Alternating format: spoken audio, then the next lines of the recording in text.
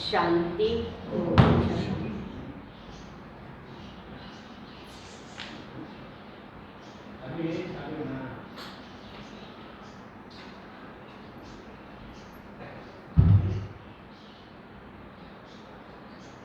सभी को good morning. आज की मुरली की तारीख है 12 शिव भगवानु वध। मीठे बच्चे बेहद के बाप से सदा सुख का वर्षा लेना है तो जो भी खामियां है उसे निकाल दो। पढ़ाई अच्छी रीति पढ़ो और पढ़ाओ। आज बाबा ने क्या कहा, अगर बाप से वर्षा लेना है बेहद का 21 जन्म का, तो अंदर में जो भी कमी कमजोरियां है खामियां है उसे निकाल दो। और जो बाबा की श्रीमत है कि खुद भी पढ़ो और सभी को पढ़ाओ भी। प्रश्न है, बाप समान सर्विस के निमित्त बनने के लिए कौन सा मुख्य गुण चाहिए?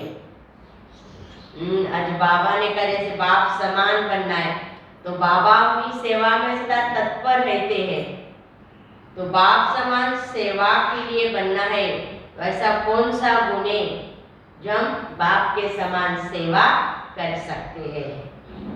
तो आज बाबा का जवाब है सहनशीलता का। अगर हमारे अंदर सहनशीलता होगी, हम नष्ट मोह होंगे, मोह पर विजय प्राप्त करेंगे, तभी तो हम बच्चे बाप समान बनकर सेवा कर सकते हैं। देह के ऊपर टू मच मोह नहीं रखना है। योग बल से काम लेना है।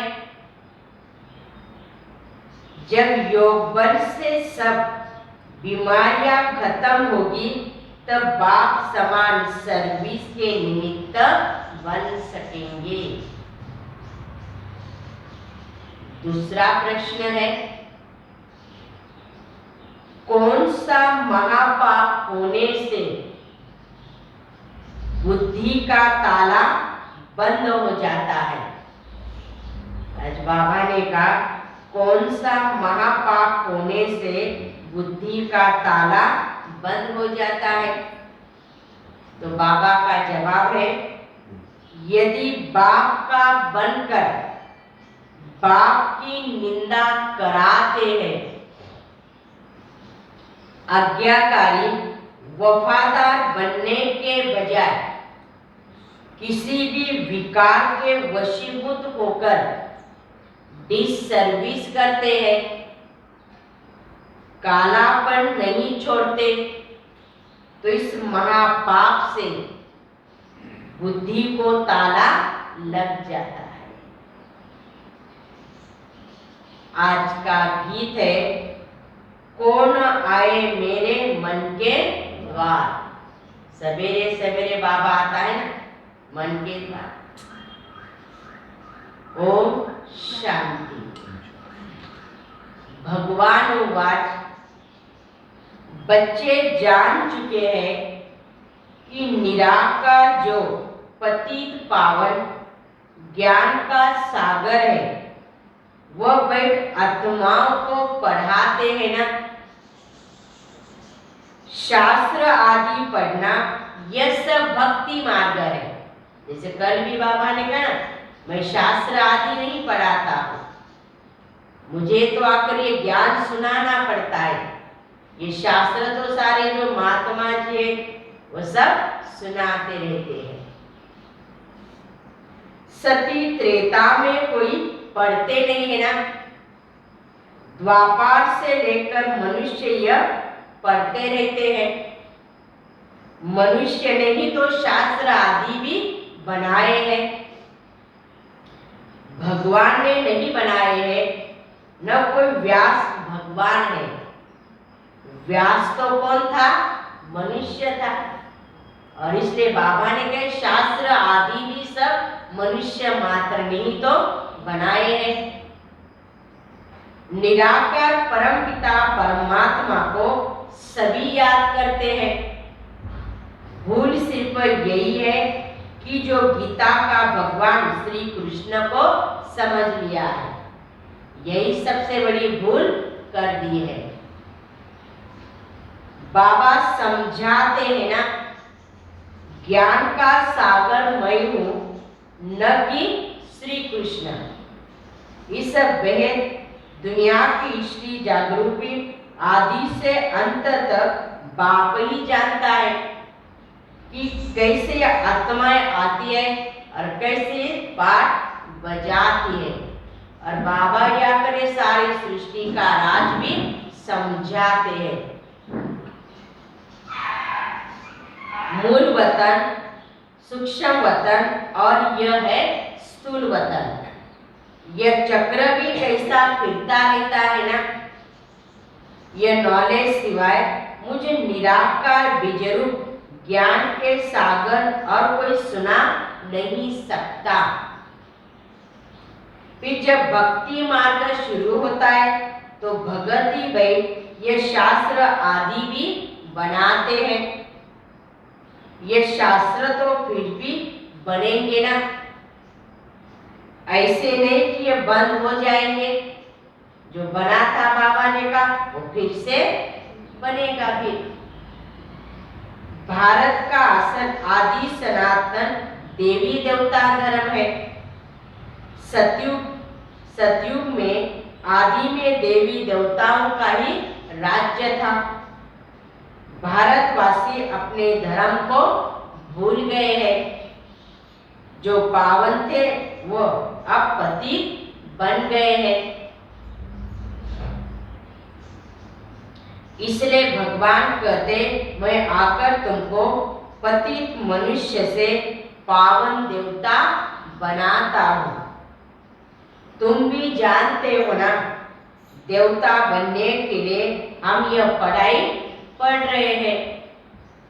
मनुष्य से देवता बाप के सिवाय और कोई बना नहीं सकता, क्योंकि यह तो सब पतित भ्रष्टाचारी, वो फिर पावन श्रेष्ठाचारी कैसे बनेंगे। यह पतित आसुरी दुनिया रावण का राज्य है। राजा ही तो है नहीं, गाया भी जाता है ना, राम राज्य रावण का राज्य।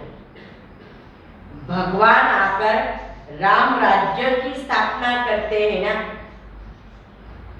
कहते भी है, हे गीता, कहते हैं भगवान गीता का ज्ञान फिर से आकर हमें सुनाओ।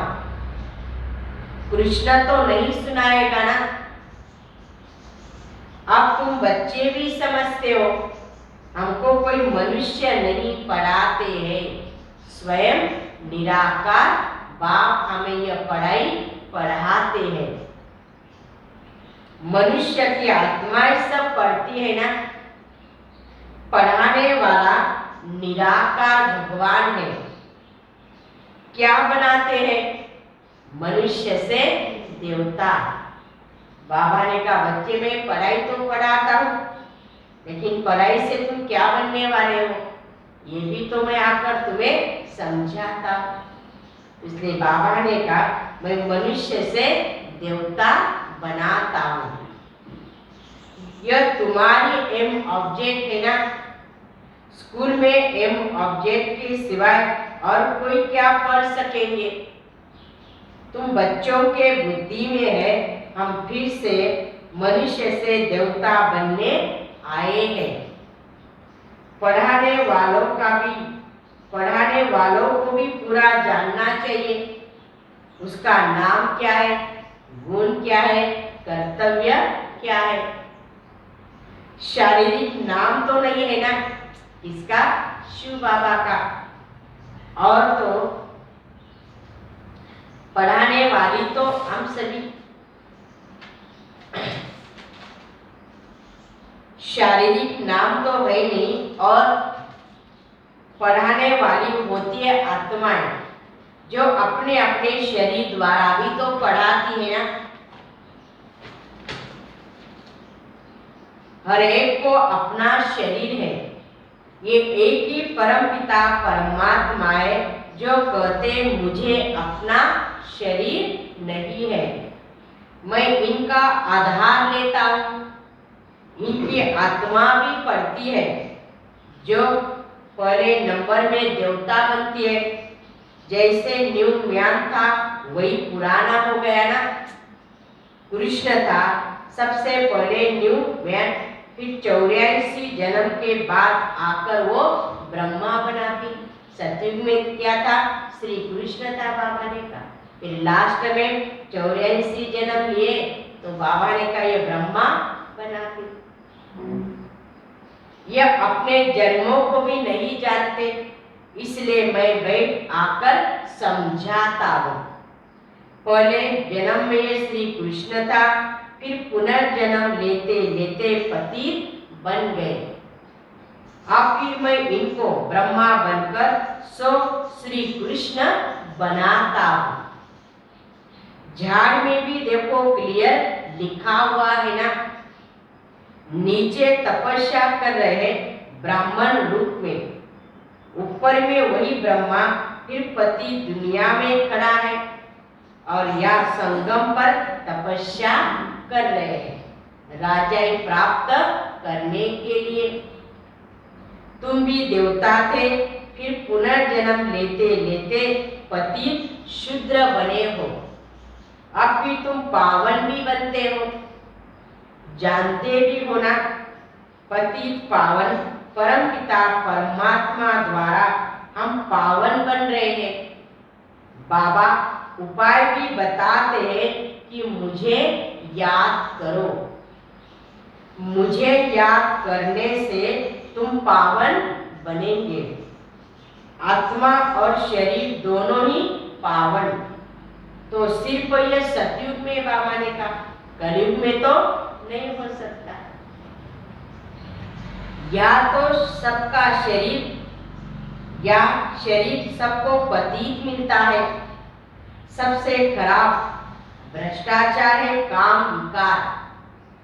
विष से पैदा होने वालों को भ्रष्टाचारी कहा जाता है। सतयुग में कोई भ्रष्टाचारी होते नहीं, क्योंकि वह विष ही नहीं है ना। कृष्ण को संपूर्ण निर्विकारी कहा जाता है, फिर निर्विकारी से फिर विकारी बनते हैं। सती त्रेता में विकार होता ही नहीं है, इसलिए बाप कहते हैं इन पांचों भूतों पर विजय प्राप्त करनी है। बाप ही विकारी दुनिया को निर्विकारी बनाते हैं। कई है जिनको धारणा भी बिल्कुल होती नहीं है। क्रोध का भूत, लोभ का भूत, मोह का भूत एकदम काला कर देता है। सबसे गंदा है काम विकार, वो भी तब आता है जब देहाभिमान आ जाता है। बाप कहते अपने को क्या समझो, आत्मा समझो। जितना आत्मा समझेंगे, बाबा ने कहा आत्मिक दृष्टि रखेंगे तो इन पर विजय भी प्राप्त कर सकते हैं। आत्मा में संस्कार है ज्ञान के। अभी आत्मा के ज्ञान के संस्कार बिल्कुल खत्म हो गए हैं ना। फिर से बाप संगम पर आकर कि आत्मा में ज्ञान के संस्कार डालते हैं। बाबा कहते बच्चे मुझे याद करो। मनुष्य तो साकार को याद करते हैं ना, भक्ति में घिरे हुए हैं। गुरु गोसाई व कोई देवताओं को याद करेंगे, लेकिन जो परमात्मा उनको जानते ही नहीं है। बाबा ने कहा बद्रीनाथ अमरनाथ पर जाएंगे तो पत्थर की बैठ पूजा भी करेंगे। शिव के मंदिर में भी जाते, परंतु ये किसी को पता ही नहीं है कि वो बाप है। इसको कहा जाता है अंधश्रद्धा। करते बाबा ने कहा, लेकिन यथार्थ नहीं जानते। कोई जानते ही नहीं कि बाप कब आया, कैसे आया। अब तुम बच्चों को सब कुछ समझाया जाता है, परंतु तुम्हारे में भी कोई थोड़े हैं जो अच्छे सयाने समझदार वफादार फरमानदार बच्चे हैं, जिनमें भूतों का प्रवेश नहीं है। थोड़े बाबा ने कहा वो भी सयाने हैं, समझदार हैं, आज्ञाकारी है, वफादार है। उन बच्चों ने इन पर विजय प्राप्त किया हुआ है। भूतों की प्रवेशता वाले बड़े तंग करते हैं ना। जब भूत प्रवेश हो जाते हैं, बाबा ने कहा खुद भी तंग हो जाते हैं और दूसरों को भी तंग करते हैं। बहुत डिसर्विस करते तो पद भी क्या हो जाता है, भ्रष्ट हो जाता है। पुण्य आत्मा बनने के बदले और ही पाप आत्मा बन जाते हैं। एक तो है देहाभिमान, सबसे बड़ी जड़, इसलिए बाबा ने कहा उनको ही पहले खत्म करना है, इन पर ही पहले विजय प्राप्त करना है। दूसरा फिर जो विकार में जाते हैं, लोभ का भूत भी आ जाता है, दिल होती रहेगी ये रबड़ी ये मलाई खाओ, होता है ना। बाबा ने कहा ये लोभ भी कोई कम नहीं है, मोह भी कोई कम नहीं है। बाबा ने कहा एक से एक बढ़िया है, कोई देखा तो आकर्षण हो जाती है कि ये शुरू से चलता आया है ना। अभी तो अवस्था परिपक्व बनाना है, और अवस्था को परिपक्व बनाने के लिए बाबा ने कहा शुद्ध भोजन हो, सात्विक भोजन हो, योग युक्त भोजन हो, योग बाबा ने कहा तपस्या हो, तभी तो अवस्था परिपक्व बनेगी। लोभ का भूत भी पद भ्रष्ट कर देता है। आधा कल्प इन भूतों ने बहुत हैरान किया है। जो कहते हैं पुण्य आत्मा बनते और बनाते, वो खुद भी पाप आत्मा बन पड़ते और दूसरों को भी बनाने लग पड़ते हैं। नाम बदनाम कर देते हैं ना। अगर तुम्हारे में क्रोध का भूत है, तुम दूसरों का कैसे निकाल सकेंगे, और दूसरों को भी नहीं कर सकते ना। इसलिए बाबा ने कहा पहले हर बातों की धारणा हमारे अंदर हो। कोई देह अभिमान की उल्टी चलन देखो तो रिपोर्ट करो। धर्मराज के पास तो रजिस्टर रहता है, फिर सजा भोगने के समय तुमको सब कुछ साक्षात्कार कराएंगे कि तुमने इन भूतों के वश भूतों को तंग किया है। वो आज नहीं मानता है, लेकिन बाबा ने कहा धर्मराज के पास तो सारी बातों का रजिस्टर है। वो समय भी आएगा, बाबा ने कहा मैं साक्षात्कार कराने वाला। इन भूतों ने खुद को तो हैरान किया, लेकिन साथ साथ दूसरों को भी कराया। कई बच्चे क्रोध की अग्नि में जल मरते हैं। आत्मा बिल्कुल काली बन जाती है। डिसर्विस करते तो बाबा बुद्धि का ताला बंद कर देता है। उनसे फिर कोई की सर्विस हो नहीं सकती है। अंत में बाबा सब साक्षात्कार कराएंगे कि तुम बहुत परेशान होगे, इसलिए बच्चे ऐसा कोई काम नहीं करना है जो अंत में तुम्हें पश्चाताप करना पड़ेगा। बाबा कह देते हैं अगर कोई उल्टी चलन चलाते हैं तो रिपोर्ट करो भी। बाबा समझ जाता है देह अभिमान के कारण यह जाकर दास दासी बनेंगे। फिर प्रजा में भी कम पद पाएंगे। बाबा तुम बच्चों का ज्ञान श्रृंगार रोज कराते, फिर भी तुम सुधरते नहीं। इस समय परम पिता परमात्मा आकर ज्ञान का श्रृंगार कराए, सतयुग के महाराजा महारानी भी बनाते हैं। इसमें सहनशीलता बड़ी अच्छी चाहिए। फिर देह के ऊपर टू मच मोह भी नहीं होना चाहिए। खुद के देह के ऊपर और देह के संबंधी के ऊपर भी इतना मोह न हो। बाबा ने कहा योग पर से काम लेना है। बाबा भी बूढ़ा है ना, परंतु योग में खड़ा है। कई बीमारियां भी आ जाती, बाबा ने कहा कुछ होता है तो बार बार ध्यान भी कहाँ चले जाता है, देह के ऊपर भी चला जाता है। हाँ, आज बाबा ने क्या कहा, बाबा भी बूढ़ा है परंतु योग में खड़ा है। खांसी आदि भी होती थी फिर भी सर्विस पर रहते थे। किसकी बात चल रही? ब्रह्मा बाबा की। बुद्धि की कितनी सर्विस करनी होती है, इतने बच्चों को संभालना, मेहमानों के लिए प्रबंध रखना कितना बोझ रहता है ना।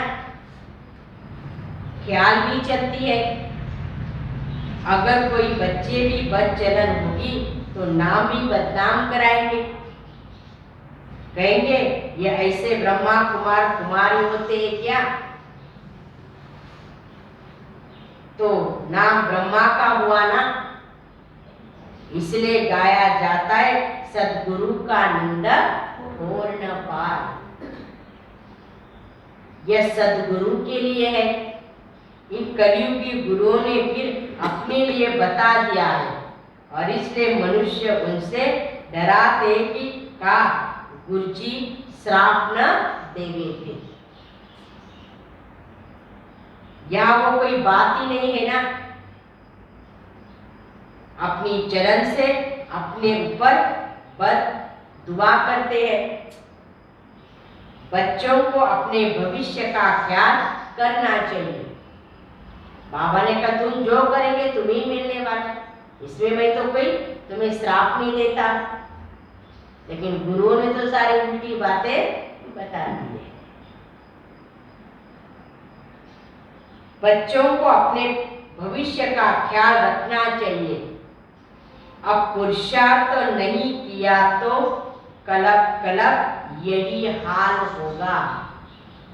ये बात को हमें अच्छी तरह से याद करना है कि आज मैंने पुरुषार्थ किया, वही मेरा कलप कलप का पुरुषार्थ होगा। बाबा कितना अच्छी तरह से वह समझाते, फिर भी कई है जो कालापन छोड़ते ही नहीं है, फिर टूट पड़ते हैं, फिर मर जाते हैं, पढ़ाई छोड़ देते हैं ना। बाबा ने कहा कई तो अच्छे बच्चे भी हैं, चलते हैं, कई तो ईश्वरी जन्म लेकर 8-10 वर्ष के बाद फिर मर भी जाते हैं अथवा मुझे फारगति भी दे देते हैं, माया दुनिया में चले जाते। बाबा ने कहा संग का रंग बदलता, कल भी बाबा ने कहा था ना,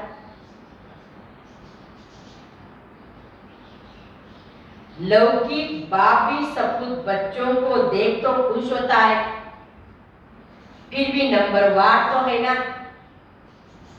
कोई कोई सेंटर पर भी तंग करते हैं, बड़े कांटे बन जाते हैं,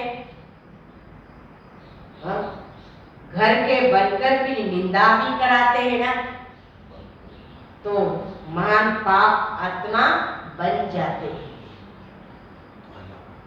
इसलिए बाबा समझाते हैं, या तुम आए हो बेहद बाप से बेहद सुख का वर्षा लेने, तो खामियां सब निकालनी चाहिए थी।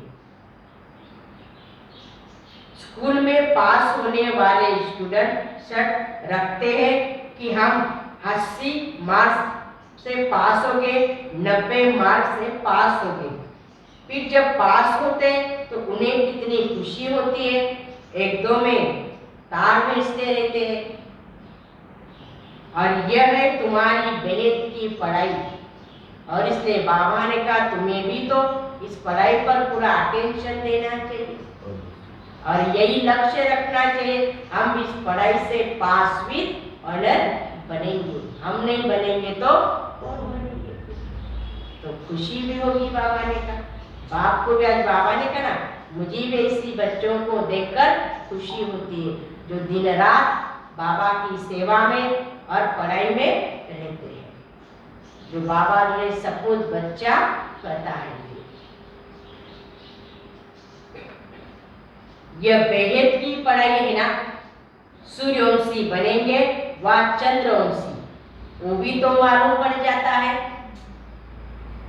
चंद्रवंशी राजा रानी जब बनते तब उनके आगे सूर्यवंशी जैसे सेकंड नंबर में हो जाते हैं। राम सीता का जब राज्य चलता है तो लक्ष्मी नारायण छोटे हो जाते हैं।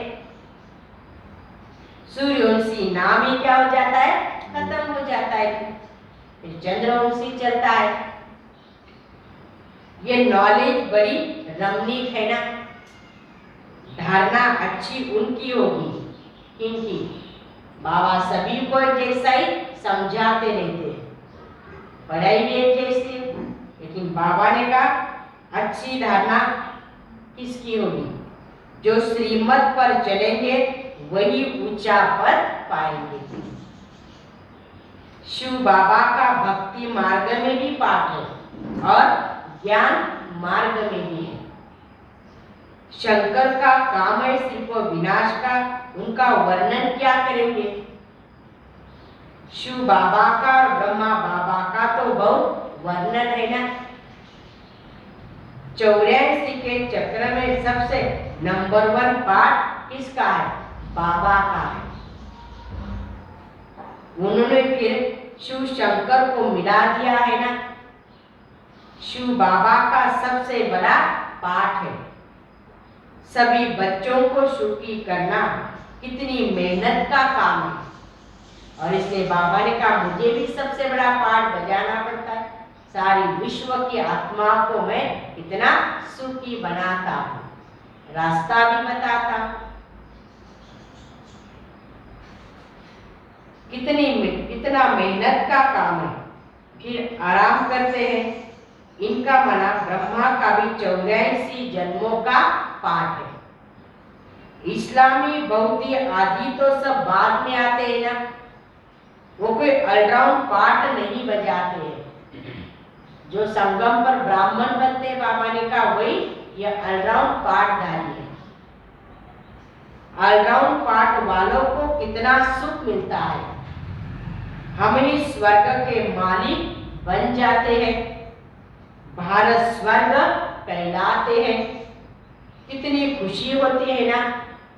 हम अपने लिए स्वर्ग का राज्य स्थापन कर रहे हैं। औरों को भी समझाना है जो आकर अपनी जीवन ऐसी बना ले।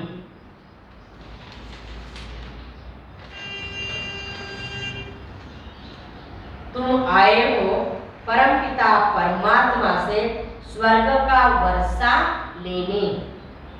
बुद्धि में अगर एम ऑब्जेक्ट नहीं होगी तो बाकी यहाँ बैठकर भी क्या करेंगे। तो लक्ष्य भी तो बुद्धि में चाहिए कि हमें क्या बनना है। अगर वो बातें बाबा ने कहा बुद्धि में नहीं है तो बैठकर भी क्या करेंगे। ब्राह्मण है ब्रह्मा मुख वंशावली। बेहद का बाप बेहद के बच्चे ले, बेहद का बाप है तो बेहद के बच्चे लेते हैं बेहद का वर्षा। कितने ढेर बच्चे हैं ना। ब्रह्मा का बनने बिगर शिव बाबा से वर्षा ले नहीं सकते। भारत श्रेष्ठाचारी था, वहां कोई भूत नहीं था। एक भी भूत है तो व्यभिचारी कहेंगे। भूतों को तो बिल्कुल भगाना चाहिए। बाबा को बहुत लिखकर भेजते हैं, बाबा काम का भूत आया परंतु हम बच गए। बाबा कहते बच्चे तूफान तो बहुत आएंगे परंतु कर्म इंद्रिया से कोई कर्म नहीं करना। भूतों को भगाना है, नहीं तो सूर्यवंशी चंद्रवंशी बन नहीं सकेंगे। ध्यान में जाना भी अच्छा नहीं है, क्योंकि माया की बहुत प्रवेशता हो जाती है। इसलिए कई बच्चे ध्यान में चले जाते हैं, बाबा ने कहा तो उसमें भी माया प्रवेश हो जाती है। तो इसलिए बाबा ने कहा ध्यान से ज्ञान श्रेष्ठ है। ज्ञान को धारण करते रहेंगे तो पद भी अच्छा मिलेगा, राज्य भी मिलेगी। तो इसलिए ध्यान में जाना कोई अच्छा नहीं, क्योंकि बहुतों की माया की प्रवेशता हो जाती, अपनी बातें भी बताते रहते हैं। और इसलिए बाबा समझाते, ज्ञान को धारण करते रहो और ऐसा अपना जीवन बनाते रहो। अच्छा, मीठे मीठे सिक्की लदे बच्चों प्रति माता पिता बाप दादा का प्यार और गुड मॉर्निंग। रूहानी बाप की रूहानी बच्चों को नमस्ते।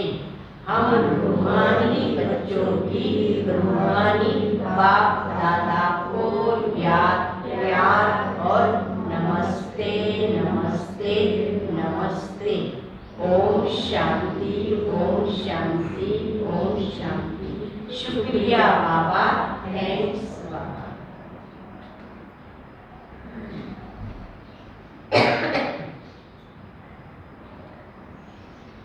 धारणा के लिए मुख्य सार, पहली पॉइंट, कर्म इंद्रियों से कोई भी विकर्म नहीं करना। ऐसी कोई चलन नहीं चलनी है जिससे अनोखी की बद्दुआएं निकलती रहे।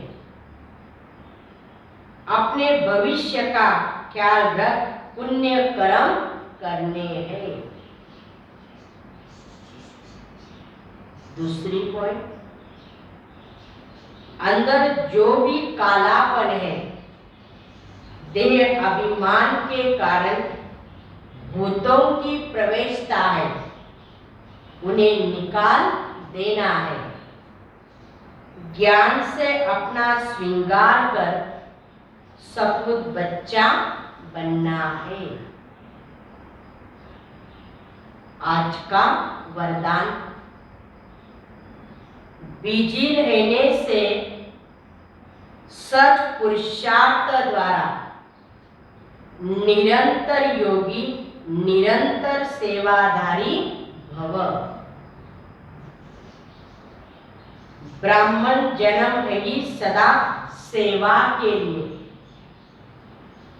जितना सेवा में बिजी रहेंगे उतना सहज ही मायाजीत बनेंगे। इसलिए जरा भी बुद्धि को फुर्सत मिले तो सेवा में जुट जाओ। सेवा के सिवाय समय नहीं गवाओ। चाहे संकल्प से सेवा करो, चाहे वाणी से करो, चाहे कर्म से करो। अपने संपर्क और चलन द्वारा भी आप सेवा कर सकते हो। सेवा में बिजी रहना ही सत पुरुषार्थ है। बिजी रहेंगे तो युद्ध से छूट निरंतर योगी निरंतर सेवाधारी बन जाएंगे। स्लोगन, आत्मा को सदा तंदुरुस्त रखना है तो खुशी की खुराक खाते रहो। आत्मा